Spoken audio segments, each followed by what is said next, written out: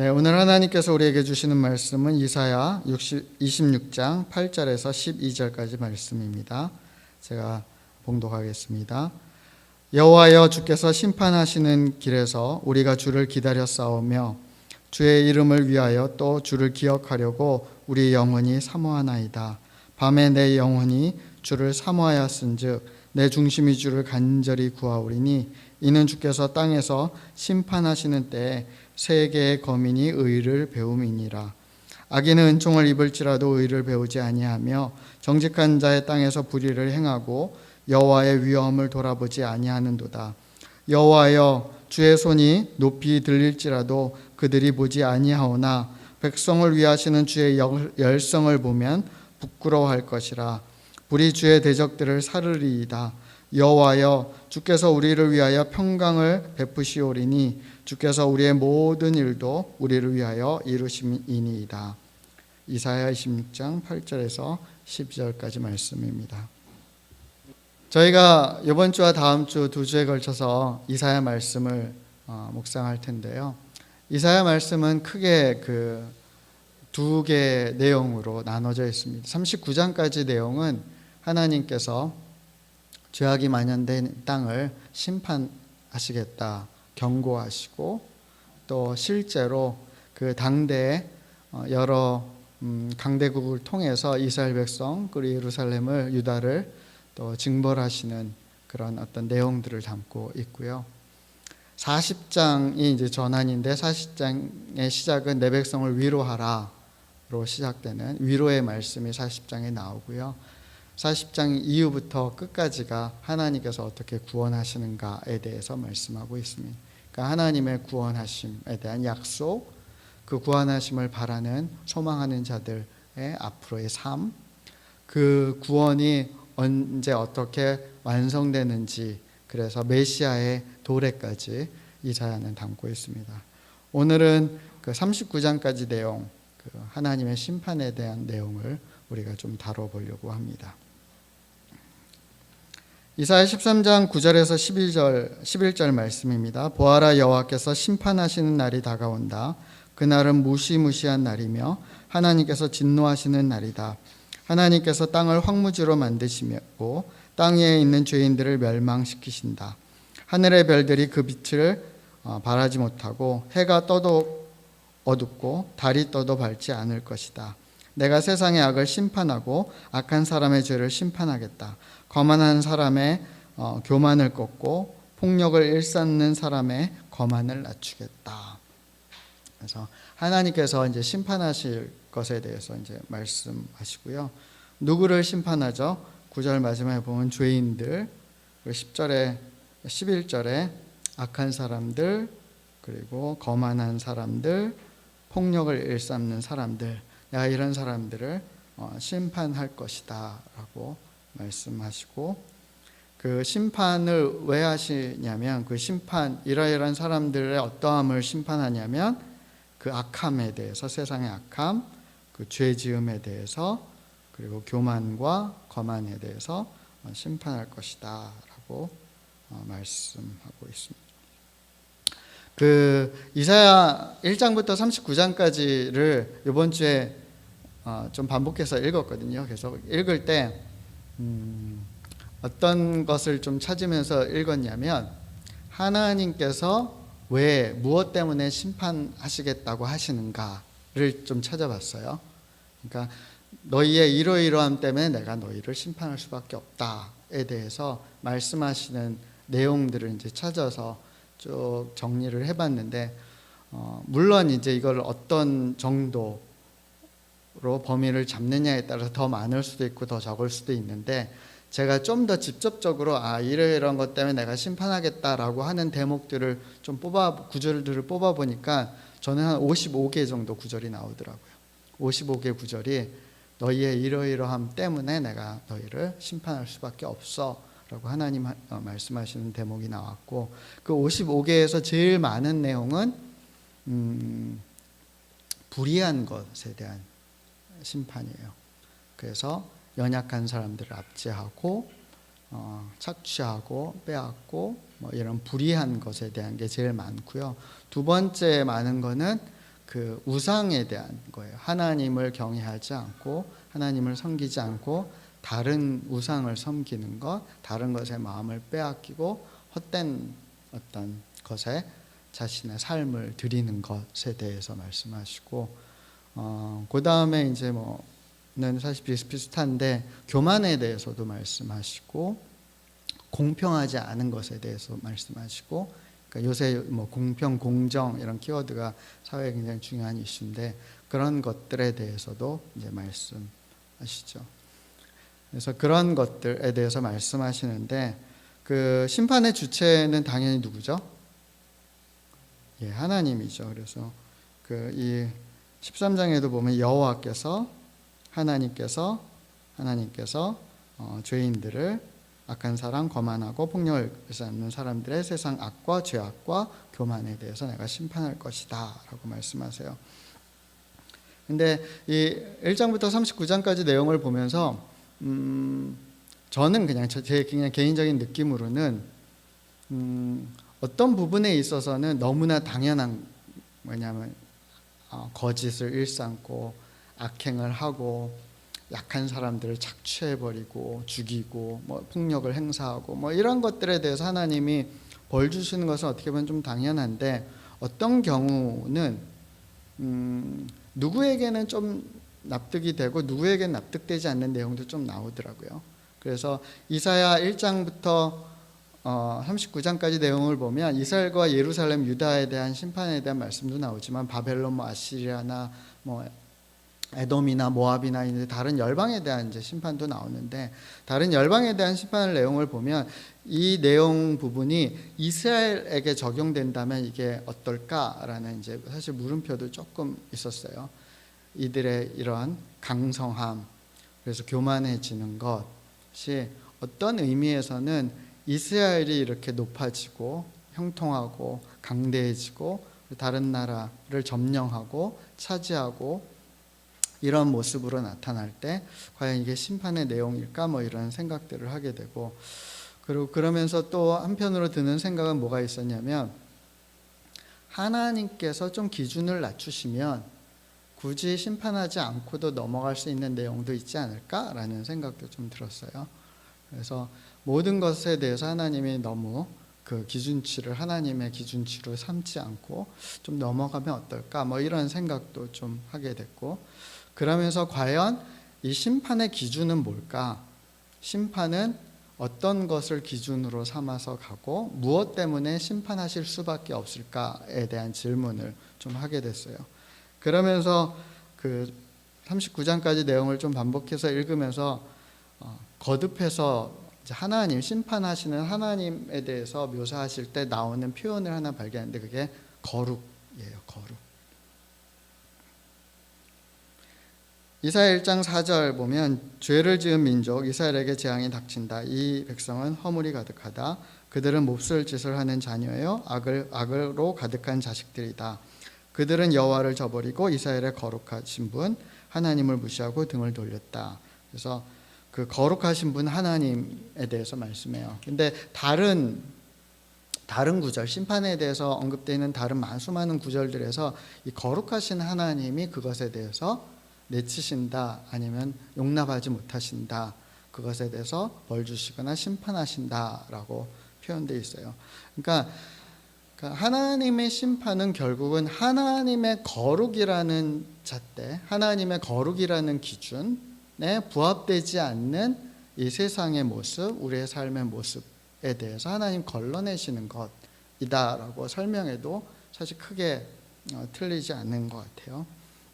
그 하나님의 거룩하신 하나님이 있기 때문에 세상을 이제 심판하실 수밖에 없는, 왜냐하면 그 하나님의 거룩의 기준에 통과하지 못하면 죽을 수밖에 없는, 심판받을 수밖에 없다라는 내용이 나오죠. 그래서 그렇게 되면 이제 어떤 질문이 또 던져져야 되냐면, 그렇다면 하나님이 말씀하시는 거룩이 뭘까 해요. 그 하나님이 제시하는 거룩, 나는 거룩한 하나님이니 내가 이런 것을 용납하지 못하고 내가 이런 것을 벌하리라, 심판하리라, 내가 이런 것을 이 세상에 용납치 못하리라 라고 할 때, 그럼 거룩의 기준, 거룩이 뭔가에 대한 질문을 또 던지게 되는데, 거룩하면 여러분 떠오르는 게 뭐가 있으세요? 거룩. 어떤 게 좀 거룩하다고 여겨지고 거룩하면 떠오르시죠?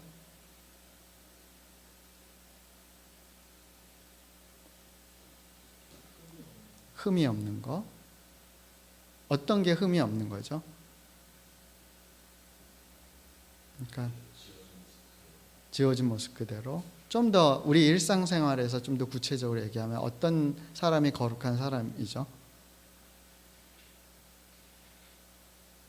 보통 우리가 사실 일반적으로는 뭐 이렇게 질문하고 대답으로 접근해 가면 이제 좀 다른 것을 찾아가지만 보통 우리가 거룩한 사람, 거룩한 모습 하면 좀 약간 종교적인 어떤 행동들하고 연관이 되는 경우가 많죠. 실제로 이스라엘 백성도 그랬고 예수님 시대의 바리새인과 율법학자들도 마찬가지였어요. 그래서 그 시대마다 하나님의 거룩함에 대해서 추구할 때 늘 나오는 게 예식들이었고 기도였고 하나님 앞에 나가는 어떤 방편들이었어요. 근데 이사야 1장을 보면 너희가 내 앞에 보이러 오니 이것을 누가 너희에게 요구하였느냐 내 마당만 밟을 뿐이니라 헛된 재물을 다시 가져오지 마라 분향은 내가 가증히 여기는 바요 월삭과 안식일과 대회로 모이는 것도 그러하니 성회와 아울러 악을 행하는 것을 내가 견디지 못하겠노라. 15절에 보면 내가 손을 펼 때 내가 내 눈을 너희에게서 가리고 너희가 많이 기도할지라도 내가 듣지 아니하리니 이는 너희 손에 피가 가득함이니라. 그래서 재물, 분향, 월삭이 뭐죠? 월삭이 매달 첫날 사실 하나님 앞에 드리는 예배 첫날 구별해서 나아가는 거거든요. 월삭, 안식일, 그다음 성의 거룩한 모임, 대회는 이렇게 어떤 그런 교회 집회 같은 걸 의미하죠. 그런 것들. 보통 이런 것들, 기도하는 거, 이런 것이 이제 거룩의 어떤 굉장히 대표적인 키워드들인데, 그것에 대해서 하나님이 하지 말라, 가증하다, 나 그거 싫다, 오히려 내가 그것에 대해서 부담스럽다, 견디지 못하겠다, 역겹다, 내가 토할 것 같다, 이렇게 말씀하세요. 이유는 13절에 보면 아울러서 악을 행하고 15절에 보면 기도를 많이 하면서 너희 손에는 피를 묻히고 있는 누군가를 가해하고 있기 때문에 내가 이것을 감당하지 못한다. 그래서 어떻게 하라? 16절에 보면 너희는 스스로 씻으며 스스로 깨끗게 하라. 그러니까 거룩하게 하라는 거예요. 근데 거룩하게 하는 게 어떤 거죠? 거룩하게 하기 위해서 우리는 내가 좀 삶이 좀 뭔가 무너져 있는 것 같고 신앙적으로도 무너져 있는 것 같고 거룩하지 않은 것 같고 뭔가 너무 좀 내 마음이 자꾸만 죄에 쉽게 동요되고 악한 마음이나 악한 영향에 자꾸만 넘어지게 되고 흔들리게 되고 하면 그래서 내가 좀 거룩을 회복해야겠다 하면 사실 취하는 게 뭐죠? 하나님 앞에 예배하고 분향하고 그다음 특별한 날들을 지키고 기도를 많이 하고 이런 건데 우리는 그걸 통해서 거룩이 회복됐다라고 여기지 모르겠지만 그거는 방편인 거잖아요. 그냥 방법이라고요. 거룩을 회복하는 방법이지 거룩의 내용은 아닌 거예요. 그럼 하나님이 말씀하시는 거룩은 뭔가? 그러니까 어떤 것 때문에 하나님이 너희가 거룩하지 않으니 내가 내칠 것이다, 심판하실 것이다. 또는 뒤집으면 너희의 이러이러한 거룩함 때문에 내가 너희를 존귀히 여기고 보호하고 구원하리라 하는 그 거룩의 내용이 뭔지인데요. 그 거룩의 내용은 16절 17절에 나오는데 악한 행실을 버리고 행악을 그치고 더 나아가서 선행을 배우고 정의를 구하고 그것이 이제 어떻게 표현되냐면 학대받는 자를 도와주고 고아를 위해서 신원해주고 과부를 위해서 변호해주는 것으로 나타나요. 그러니까 이사야서 1장에서 39장을 제가 이제 이 심판과 거룩이라는 키워드로 이렇게 쭉 계속 읽는데 이 거룩의 내용이 결국은 정의랑 통하더라고요. 공의, 정의. 저한테는 개인적으로 약간 좀 신선한 충격이었어요. 그러니까 이 거룩하면 저는 늘 약간 종교적인 어떤 나의 하나님 앞에 나아감, 노력, 헌신 이런 것만 생각했었는데 하나님이 얘기하시는 이 거룩이라는 내용이 많은 경우 이사야서에서 많은 경우 이 정의로움, 공의로움, 선을 행하는 것과 통하더라고요. 그러니까 우리가 하나님 앞에 우리를 스스로 깨끗하게 거룩하게 한다는 것은 안 하던 멈췄던 그리고 우리가 잘못하게 행동했던 것을 오히려 멈추고 우리가 멈췄던 선한 일들을 다시 시작하는 거예요. 다른 사람들을 배려하고 위해주고 섬겨주고 사랑하고 하는 선행들을 다시 시작하는 게 사실은 거룩의 회복이고, 이 말씀으로 하면 그 다음 정의를 위해서 뭔가 우리가 활동하기 시작하는 것, 그래서 학대받는 자를 도와주고 고아를 신원하고 과부를 위해서 변화하는 것, 이런 것들을 이제 하는 것들이 사실 거룩을 회복하는 내용이에요. 그것을 위해서 그런 거룩을 행동으로 살아가기 위해서, 선행과 정의를 행하기 위해서 사실 우리가 이 거룩의 회복을 위해서 힘쓰는 과정 속에서 선택하는 하나님이 우리에게 주신 툴이 사실은 예배고 기도고 여기서 나오는 월삭이고 안식일이고 성인 거예요. 그런 것들을 통해서 우리가 거룩을 회복하는데, 그게 그냥 종교적인 어떤 아니면 내 내면을 어떤 정화시키는 것으로 내 거룩이 회복이 아니라 삶의 그런 선행을 하고 정의를 실현하고 약자를 돕고 약자가 억울한 일 당할 때 그것을 풀어주고 신원해주고 하는 것이 사실은 이제 거룩의 회복이에요. 거기까지 가는 게 이제 거룩의 회복이에요. 근데 거기까지 안 가고 우리가 이 반복적으로 이 종교적인 어떤 일들 그 방편만 계속 추구한다면, 그럼 느낌으로는 거룩한 것 같고 우리의 마음은 뭔가 안위를 받고 좋지만, 그리고 다른 사람이 볼 때도 뭔가 좀 구별된 것 같지만 사실 그 사람은 거룩하지 않은 거예요. 그래서 예수님께서 화 있을진저 이 바리새인과 서기관들이여 라고 사실 지적하고, 어떻게 보면 욕처럼 이 독사의 자식들아 하면서 야단을 치시는 거예요.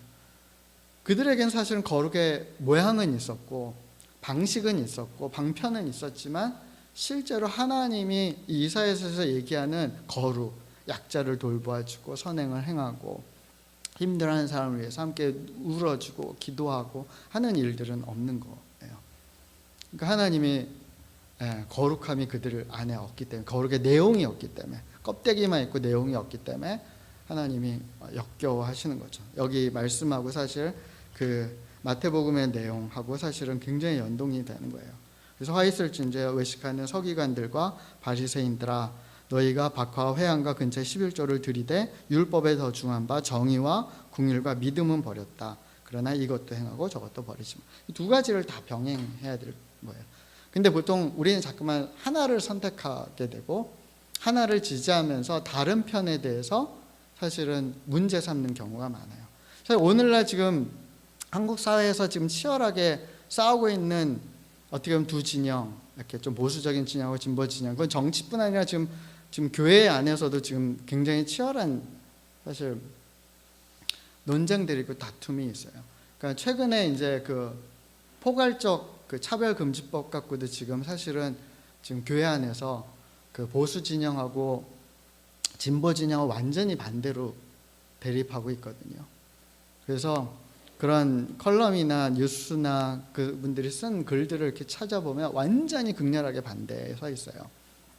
그래서 보수 진영은 사실은 이제 동성애를 이제 가장 대표적인 이슈로 이제 걸면서 이 금지법을 받아들이면 교회는 이제 교회가 공격당하고 교회의 어떤 정체성이 훼손돼 버리고 교회가 무너질 수도 있고, 그리고 악이 이제 더 팽배할 거다라고 해서 이제 차별 금지법을 반대하고, 그분들이 만들어 놓은 영상이나 글들을 읽어보면 사실 좀 맞는 내용도 있지만 굉장히 과장되고 감정적인 부분도 있고, 그러면서 그 하나 때문에 나머지를 싸잡아서 이제 문제시하는 경향이 좀 있더라고요. 근데 저는 개인적으로 그 동성애가 죄악이다, 동성애에 대해서 확장시키는 것을 막아야 된다에 대해서 저는 찬성하거든요. 왜냐하면 그게 성경의 가르침이니까. 하지만 다른 차별에 대해서, 다른 인권이 훼손되는 거에 대해서는 사실 교회가 앞장서서 좀 회복해야 되지 않을까라는 생각도 좀 있어요. 근데 이제 진보 진영에서는 또 어떤 논리가 좀 있냐면, 이 차별금지법을 이제 보수 진영에서 이제 반대하는 것에 대해서 이제 공격하면서 동성애까지도 찬성해요. 그래서 그런 분들이 쓴 이제 글이나 영상을 제가 좀 봤는데 어떤 논리냐면 성경은 결국은 그 시대를 반영하기 때문에 당시에 동성애에 대한 반대, 레위기 22장 같이 동성애에 대해서 죄 정죄해버리고 반대하는 구절들 죽이라고 하는 것은 그 시대에 대한 반영이고 어떤 특정 행위에 대한 지적일 뿐, 오늘날 이 시대에서 그런 성향의 사람들이 나타나는 것을 존중하고 사랑하는 건 너무나 맞다. 그래서 그 구절을 우리는 바꿔서 해석해야 된다라고 얘기해요. 근데 사실 그거는 이제 더 간 거죠. 그러니까 사실은 하나님의 거룩이라는 게 이거냐 저거냐의 문제가 아니라 사실 두 가지가 다 지켜져야 되는 거예요. 그래서 어떤 이 거룩의 방편들, 이 율법을 통해서 어떤 문제들, 잘못된 것에 대해서 지적하고 정죄하고 정화시키는 어떤 과정들, 이건 너무나 소중하지만 그것만 강조하다 보면 사람을 사랑하시고 그 놀라운 은혜로 사람들을 용납하시고 배려하시고 약자들을 위해서 함께 울어주시고 하는 또 하나님의 다른 편을 사실은 우리는 놓칠 수 있는 거예요. 그 긍휼과 정의와 믿음을 놓칠 수 있는 거고, 반대로 이 하나님의 사랑과 하나님의 어떤 공평하심과 약자에 대한 이런 배려를 만을 너무 강조하다 보면 하나님의 진짜 그 정의로운 칼날에 대해서 사실은 꺾어버릴 수 있고 우리 방편으로 모든 판단 기준을 뒤바꿀 수 있는, 그러니까 사실 둘 다 사실은 한 가지를 선택함을 통해서 다 무너뜨려 버리는데, 하나님의 거룩함은 사실 이거냐 저거냐의 이슈가 아니라 사실 그 두 가지가 함께 하나님 예수 그리스도의 십자가 안에서 조화를 이루게 되고 연합되고 사실 제3의 길을, 생명의 길을 만나게 되는 거죠. 그래서 예수님께서는 이것도 행하고 저것도 버리지 말아야 된다라고 말씀하세요. 오늘 본문 말씀인데요. 여호와여 주께서 심판하시는 길에서 우리가 주를 기다렸사오니 주의 이름을 위하여 또 주를 기억하려고 우리의 영혼이 사모하나이다. 밤에 내 영혼이 주를 사모하였은즉 내 중심이 주를 간절히 구하오리니 이는 주께서 땅에서 심판하실 때 세계 거민이 의를 배움이니이다. 악인은 은총을 입을지라도 의를 배우지 아니하고 정직한 자의 땅에서 불의를 행하고 여호와의 위엄을 돌아보지 아니하는도다. 여호와여 주의 손이 높이 들릴지라도 그들이 보지 아니하오나 백성을 위하시는 주의 열성을 보면 부끄러워할 것이라. 불이 주의 대적들을 사르리이다. 그래서 9절에 보시면 주께서 땅에서 심판하시는 때에 비로소 세계 거민들, 세계 모든 사람들이 의의를, 하나님의 의의를 배우게 될 거다라고 말씀해요. 그러니까 하나님이 심판하실 수밖에 없는 게 사실 이 사람들이 의의를 배우지 못하기 때문에, 하나님의 공의를 받아들이지 못하고 공의로 사는 것을 심판하지 않고는 도저히 이것을 받아들이지 못하기 때문에, 10절 보시면 악인은 은총을 입을지라도 의의를 배우지 못한다라고 해요. 그러니까 하나님의 그 공의, 하나님의 그 거룩하심을 온전히 있는 그대로 받아들이지 못하는 악인들은 하나님이 아무리 용납하고 사랑해 주시고 포용해 주신다 할지라도 의의를 배우지 않고, 그래서 정직한 자의 땅에서 오히려 불의를 계속 행하고 여호와의 위엄을 돌아보지 않고 하나님의 그 어떠하심, 거룩하심, 경외할 만한 그 하나님의 위엄을 돌아보지 아니하고 악행을 계속 일삼는 거예요. 그래서 오히려 이사야서는 뭐라고 구하고 있냐면 여호와여 주의 손이 높이 들릴지라도 그들은 보지 않을 것이니까 백성을 위하시는 주님의 열성을 보고 그들이 부끄러워할 수 있도록 그들을 사르십시오, 심판하십시오라고 그렇게 청하고 간청하고 있어요. 왜냐하면 그 심판을 통해서 사실은 모든 사람이 죽는 것이 아니라 그 하나님의 거룩하심 앞에 회개하고 돌이켜서 자신을 거룩하고자 하는 사람들은 회복이 일어날 것이기 때문에 그래요. 여러분, 이사야서에서 6장이 어떤 내용이냐면 6장은 이사야의 소명장이거든요. 이사야가 하나님의 소명에 응답하는 장인데, 이 소명장을 보면 이 하나님의 거룩하심에 반응하는 사람들, 그래서 돌이키는 사람들이 이 거룩함 앞에서 어떻게 되는가에 대한 사실 또 다른 그림이 하나 나오거든요. 보시면 6장 3절입니다. 서로 불러 이르되 거룩하다 거룩하다 거룩하다 만군의 여호와여 그의 영광이 온 땅에 충만하도다 하더라. 그러니까 하나님의 거룩하심에 대해서 천군 천사들이 노래하면서 화답하는 거죠. 하나님의 거룩하심을 이제 선언해요. 근데 그 하나님의 거룩하심을 천사들은 노래하지만 사실 거룩하지 않은 인간은 그 하나님의 거룩함은 두려운 거예요. 왜냐하면 그 거룩하심 앞에 서면 나도 심판의 대상이 될 수 있기 때문에. 그것을 잘 표현하는 게 이제 이사야인데, 그때 내가 말하되 화로다 나여 망하게 되었도다.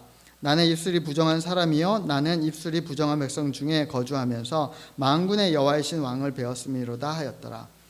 이게 사실 그 하나님의 거룩하심과 마주하는 모든 인간의 어떤 깨달음이 아닐까 싶어요. 왜냐하면 그 거룩하심 앞에서는 나는 심판에서 예외가 될 수 없는 존재라는 것을 아는 거죠. 그래서 이사야는 내가 망하게 되었구나, 내가 죽겠구나 라고 한탄해요. 그런데 결론은 어떻죠? 그때 그 스랍 중 천사 중에 하나가 부젓가락으로 제단에 집은 바 핀 숲을 손에 가지고 내게로 날아와서 그것을 내 입술에 대며 이르되 보라 이것이 내 입에 닿았으니 너의 악이 제하여졌고 내 죄가 사여졌느니라. 그래서 하나님의 그 거룩하심 앞에 나아가는 그 제단의 숯불과 마주 닿을 때 죽을 줄 알았는데 오히려 내 죄가 속량되고 거룩하여지고 하나님과 함께 동행할 수 있는 사람으로 다시 일어나게 되는 거죠. 이게 이제 거룩의 순기능인데, 거룩의 하나님이 거룩함으로 우리에게 역사하시는 어떤 온전한 모습인데, 근데 이것을 거부하는 사람들, 악한 사람들은 사실 이 거룩의 순기능, 하나님의 거룩함으로 이 땅을 판단하시는 것에 대해서 그 자체에 대해서 거부해버리기 때문에 사실 그렇기 때문에 심판을 피할 수가 없고, 심판을 피하지 못하는 그 악인들은 오히려 더 악함에 치닫게 되고, 그래서 이 땅을 더 이제 무너뜨리는 그런 어떤 한 축이 되어버리는 그런 악순환의 고리가 되어버리는 거죠. 그러니까 이 하나님의 거룩함 앞에 심판이 행해진다라는 것은 단지 모든 사람들이 죽게 된 그 거룩함 앞에서 무너지게 된다, 정죄받게 된다가 아니라 사실 양과 염소로 갈라지게 된다라는 의미가 있어요. 그 하나님의 거룩하심을 받아들이는 사람, 그래서 하나님의 정의에 응답하고 그런 삶으로 나아가는 사람과 그렇지 않은 사람으로 이제 갈라지게 되고, 그 정의에 응답하고 돌이켜서 회개하고 하나님과 더불어 그 역사의 현장 속으로 들어가는 사람들에게는 오히려 이 거룩한 심판은 구원의 또 다른 면이 되는 거고, 반대로 그 자체를 거부하고 하나님을 무시하고 계속해서 악행을 일삼고 교만과 불의함을 행하는 자들에게는 사실 이것이 끝인 거죠. 그래서 이런 측면으로 본다면 이 하나님의 심판은 어떤 의미에서는 하나님이 너무 거룩하시고 깨끗하시기 때문에 이 땅의 죄악을 못 견뎌서 나 이거 도저히 못 보겠어, 다 멸해버릴 거야가 아니라 사실은 돌이키는 사람들, 나와 함께 하려고 하는 사람들을 살려내시는, 살게 하려고 하시는 하나님의 어떤 사랑과 애정과 열성의 한 표현인 거예요. 그래서 아까 그 본문, 우리 오늘 본문 말씀에 보면 주의 백성들을 향한 하나님의 열성을 보여달라고 그러면서 심판에 대해서 말씀하거든요. 그 열성이 주의 백성들을 살려내는 하나님의 사랑으로 나타나게 되는 거죠. 이사야 5장을 보시면요, 오직 만군의 여호와는 정의로우심으로 높임을 받으시며 거룩하신 하나님은 공의로우심으로 거룩하다 일컬음을 받으시리니. 그러니까 이 거룩한 하나님은 공의, 정의, 모든 사람들을 공평하게 정의롭게 그렇게 판단하시고 행동하시는 이 공의를 통해서 거룩함은 나타나게 되는 거예요. 일컬음 받게 되는 거예요. 그러니까 우리가 거룩하다고 하는 사람들은 이 공의로운 사람인 거예요. 정의로운 사람이고 공평한 사람이에요. 기준이 하나님의 그 어떠함에 있는 거죠. 그래서 그 이사야 26장 오늘 본문 말씀 9절에서 11절을 쉬운 성경으로 좀 다른 번역으로 읽어보니까, 내 영이 밤새도록 주를 찾는 이유는 주께서 세상을 심판하실 때에 악을 물리치시고 이 땅에 정의를 가져오실 것이기 때문입니다. 주께서 악한 사람에게 선하게 대하셔도 그들은 의롭게 살려고 노력하지 않습니다. 정직한 땅에서 살면서도 여전히 악한 일만 하며 여호와의 위대하심을 보려 하지 않습니다. 여호와여 주께서 그들을 심판하려 하시지만 그들은 그것도 보지 못합니다. 주께서 주의 백성을 얼마나 사랑하시는지 그들에게 보여주십시오. 그러면 악한 백성이 부끄러움을 당할 것이고 주께서 준비하신 불로 주의 원수들을 태우십시오. 그래서 이 주님의 심판은 하나님이 주님의 백성을 얼마나 사랑하시는지, 그것을 통해서 이 땅 정의가 무너지고 그래서 뭔가 정직하게 뭔가 온전함을 바라고 살기 원하는 사람들이 부조리하고 불의한 이 세상 때문에 그렇게 살지 못하는 이 땅의 정의를 다시 회복시키시고자 하는 하나님의 결단이시고 하나님의 잘 구체적인 액션, 사랑의 액션이신 거죠. 근데 그럴 수밖에 없는 게 10절 내용처럼 악한 사람들, 이것을 받아들이지 않는 사람들은 아무리 선대해도 의롭게 살지 않을 것이기 때문에 하나님이 이 일을 행하신다라고 말씀하세요. 네, 여러분 이런 말씀들을 접하실 때 우리가 섣불리 하지 않아야 될 것은 이 악한 사람들, 하나님이 선대하는 사람들을 구분해 버리는 거예요. 우리의 기준으로.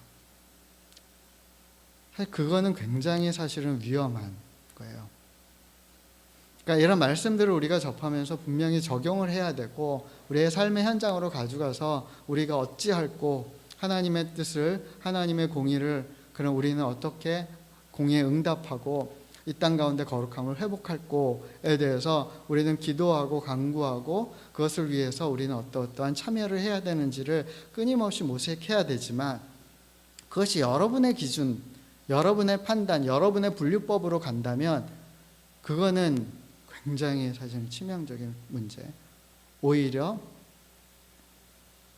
또 다른 우리가 바리새인과 율법 학자가 될 수도 있고 반대의 사람들이 될 수도 있는 거죠.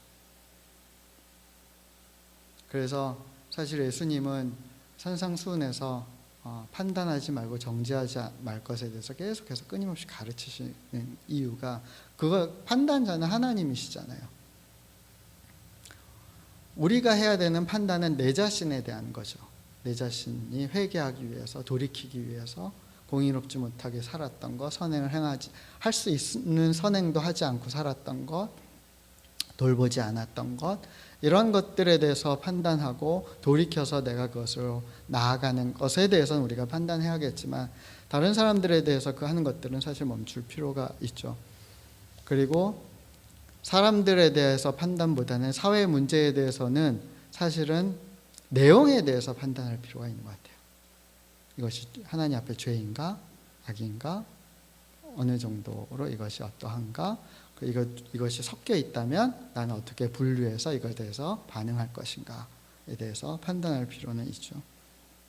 근데 이걸 싸잡아서 어떤 사람들에 대한 내 기준의 판단으로 가버린다면, 그 정치적인 이유가 됐건 종교적인 이유가 됐건 경제적인 어떤 백그라운드에 어떤 근거했든, 그것은 굉장히 사실은 위험한, 하나님이 가장 사실은 막으셨던 교만과 정죄함에 다른 사람들을 판단하는 어떤 죄를 행하는 것이 될 수 있는 거죠.